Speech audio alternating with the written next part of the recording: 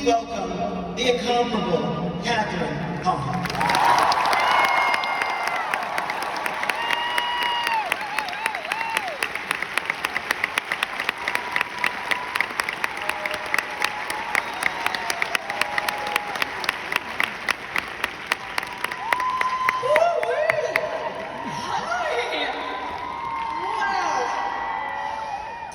Oh my goodness. First of all, greetings, class of 2024. Almost official alums of Northwestern University, congratulations. I say almost official alums because no matter what happens today, you aren't official until they start asking you for money. But don't worry, they're going to before you know it. You're going to get the letters in the mail and you'll think, wow, I'm official. And also, how the F did they find me? But guess what? They always do. To all of these incredible human beings behind me, including Dean Johnson, Professor Collins, President Schill, Provost Haggerty, and the entire Board of Trustees, thank you for being such exemplary leaders and educators. I really love you. I am filled with pride to be a Wildcat. And also I want to thank you for trusting me with this microphone. This is a real chill year to be asked to give a commencement speech. So thank you. Truly and humbly though, thank you so much. I really feel like Peter Sellers and being there up here, just like suddenly finding myself up here in front of all of you is probably the biggest and most unexpected honors of my life this summer. This is my first sash. I want to thank my fellow honorary doctorates, these incredible humans I got to meet last night, and their amazing partners, Katrina Adams, David Barstow, and David Wright. I am really and truly floored by your accomplishments. Coming from my storied career, I am the best friend to a horny mom, and finally a witch, which is kind of the natural progression of womanhood. I think that we can all agree our work has equally benefited humankind. I don't think I've ever been this close to both athletics, science, and journalism. And I gotta tell you, it burns. It burns. What a word. What a word. So, okay, yes, I am Kathryn Hahn, class of 95. Yes, I said 1995, which honestly has the same ring to me now as when I used to say Back to the Future when I was your age. I could have driven here in my DeLorean, you don't know.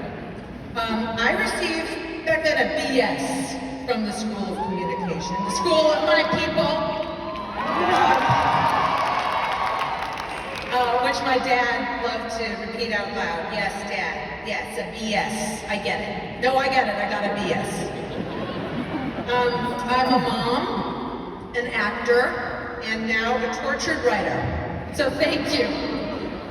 I considered just standing up here at first with a, as my co-worker suggested, that just read, please turn to David Foster Wallace's This Is Water, because all this is going to be peanuts after reading that. I encourage you to read it. As the speech was written and lost on my notes app, to the increasing annoyance of my family, so were the memories of my 4 years here. Written and lost. I remember drinking beer out of those tall glass boots at that bar whose name I can't remember. I remember spending a whole night guarding a big rock and having no idea why. I remember shoving sleeves of Chips Ahoy cookies with jelly down my throat after experiencing my first Dillo day. I think you know what I mean. Getting literal blisters on my legs from the wind.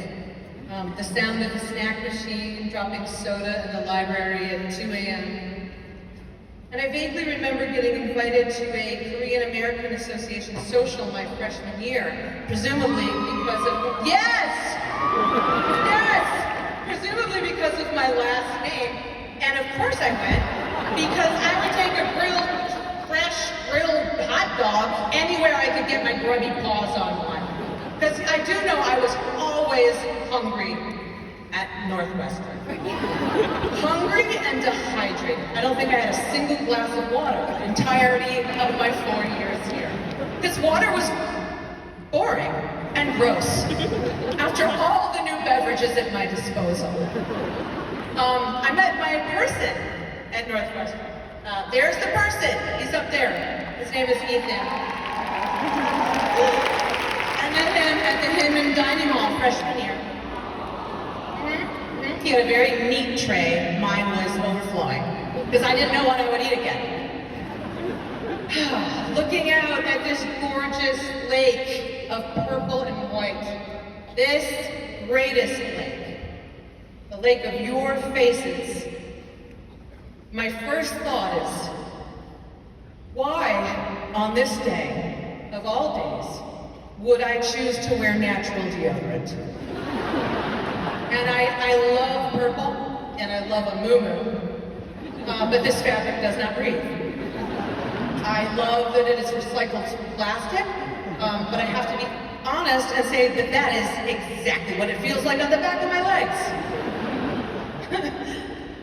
I have wanted to be an actor since I was 6 years old. There was nothing else for me, ever. But let me tell you, it took me most of my life to call myself an artist. And that's why this doctorate, I think, feels so surreal. I'm from the Midwest. You gotta keep it, hey, yes! But you gotta keep it kind of on the down low, right? You know what I mean? Because there's always gonna be somewhere to call you out on your own BS. So I became, as I have a feeling that a lot of you might identify with, a kind of artist in secret. Acting is a pretty simple job. You need a good script, you need a solid arc you can hang your hat on, and you need to know who you are and what you want. Easy. Then you show up and you receive. You surrender. You remember to breathe. You try not to anticipate. You stay loose, stay flexible. You let go of any ideas of how you're gonna play it. And most of all, it turns out, you listen. Everything else fades and you are there. There is no other time than the one you are in.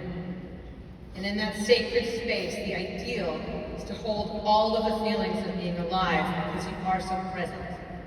You live in the in-between. You live in the both and. For example, I feel like Evita up here. I feel drunk with power.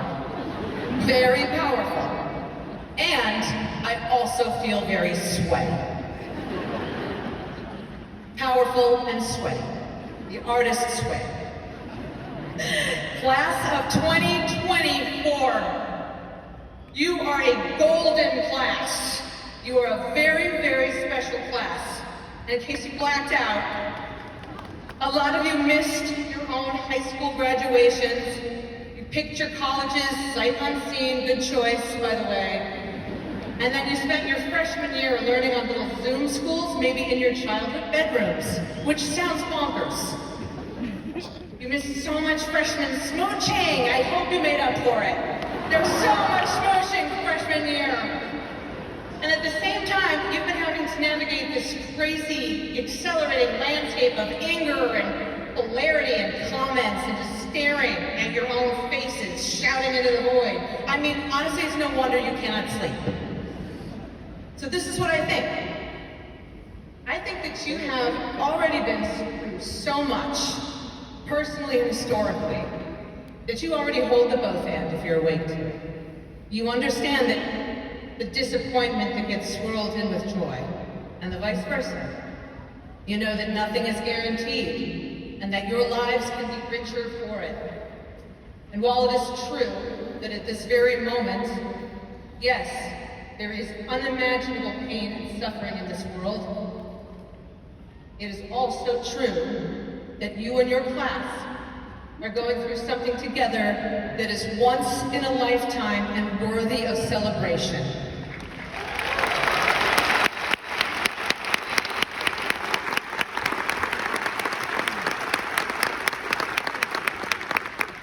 These last 4 years have shaped you in ways that you can't make sense of yet.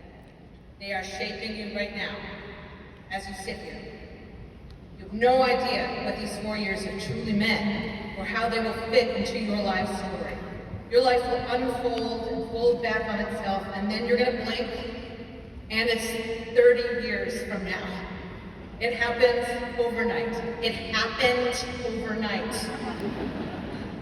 Suddenly, like me, you have circled back to the places that you were, having lived and half-lived, and so much in between. You will be here, in the past and the future, back to the future, as it were, talking about Dillo Day to a bunch of strangers. Oh, you beautiful, cynical brains. Let yourself be vulnerable and listen. The biggest both and that we hold is birth and death. Those are the stakes. We are both born and we will die. My high school senior yearbook quote was, "It loved to happen," by Marcus Aurelius. Guys, I was doing this without glasses and I really was excited. Yeah, maybe I don't get it. "It loved to happen" was by a quote from Marcus Aurelius. I read it in Salinger's Franny and Zooey. I thought it was cool. I didn't know what it meant. I didn't even know if those were his words. I had no idea where it came from originally. They were just words. I wasn't listening yet. Honestly, to be alive is to be right here, to happen. And if we are so lucky, we can love that happening. We can love life in all of its sublime ache. Holding birth and death is a part of the deal. So, I was given the incredible honor of being here today with you, and then my father died. How could I properly honor the death of the life of one man, my father, and the commencement, the beginning of all of yours, including you two parents, this is your commencement as well. I know! I cried when my kid's umbilical cord fell off, so I have a feeling this is going to be tough. Death and birth, grief and joy. You run, or you listen, and you try to hold both. My dad was a dreamer. He wanted to be a professional singer. He was an artist in secret. Never happened for him. He was hilarious, especially when he was with my mom, and he had the greatest laugh. A few years ago, he started sending me reviews of the films that he would watch on Turner Classic Movies. Hundreds. Lots of hot takes. Real controversial. And this kind of became our way of communicating when we couldn't talk politics anymore, if you know what I mean. Movies were our language. So right now I'm going to offer you a personal fave. Alfred Hitchcock's The Birds by Bill Hahn. The Birds is for the birds. A stiff production without credulity summarizes this movie about birds ganging up to attack people. Tippy Hedren, looking sharp in her shapely tailored black suit and long mink coat, pretends to be a bird shop saleslady in order to satisfy her attraction to a handsome customer rod tailor. Too many cuts to birds sledgehammer the climax of this film. If you want to see a pretty Tippy steering her motorboat and an array of children running away from trained attack birds, you'll adore this thin film. Exo Daddy-O. My dad would have, I know, come on. He really, this would have been a dream. But my dad would have given me a very honest review today. And he would have addressed it to Dr. Kathryn Hahn, Honorary Doctor of Farts. He would have driven here from Cleveland, and he would have bragged about the free parking he found, even though it was miles away. So, that is my both and. And you have your own. You're holding many, many things at once, each one of you. Both the end and the beginning. Maybe one day you're going to wake up. Maybe that day will be tomorrow. You'll say your goodbyes and call your things off campus. You'll blink, and it'll be almost 30 years later. And you will be asked to give advice about life after graduating when you swear you just graduated yourself. This is how fast it goes. This is how unexpected the rest of it is. Please remember this moment. I want you to remember this moment when you find yourself at an interview or at a Starbucks or a dinner party and you think to yourself, I'm a loser. I don't know what I want. I don't know who I am. I don't know how to do this thing called living. There's nothing worth saving. I am lonely. I'm angry. I don't feel heard. I hate my face. What's the point? I mean, listen, that's on the regular. A friend shared with me this quote from William Blake. So, now in front of all these educators, I'm clearly paraphrasing. But the quote is, the most important thing of any generation to discover is if you change your attitude, you change everything. And that is your greatest superpower.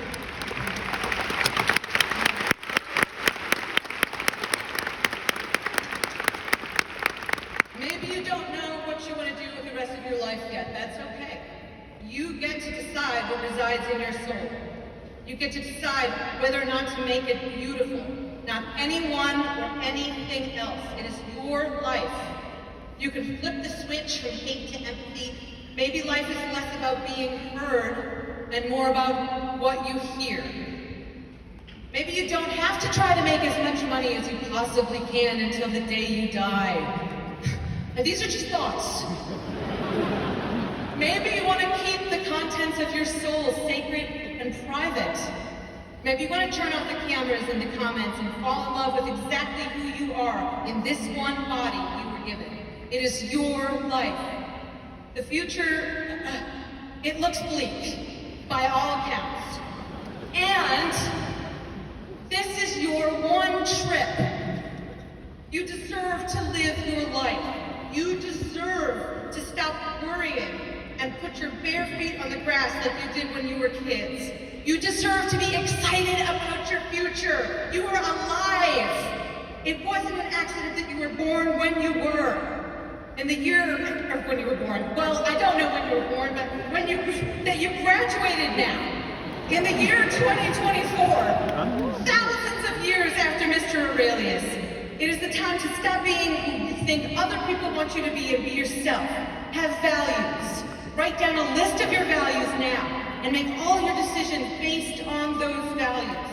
You know the pleasure and the ease of life living according to those values. Live in the both and. Be the artists that you were born to be, even in secret.